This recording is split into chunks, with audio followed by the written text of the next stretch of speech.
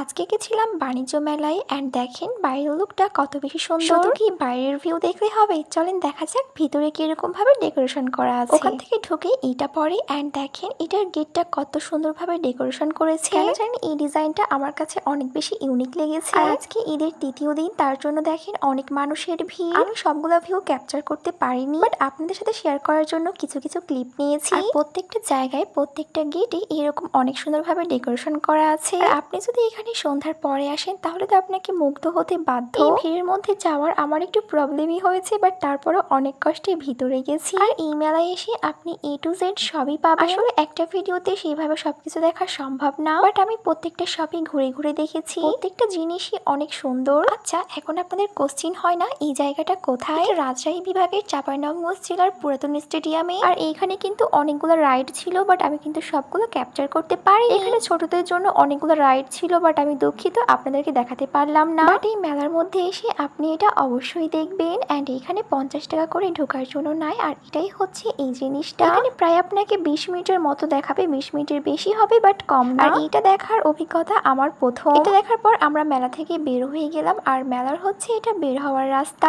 তারপর চলে গেলাম আমাদের বাসায়। Thanks for watching my video. Take care everyone, tata.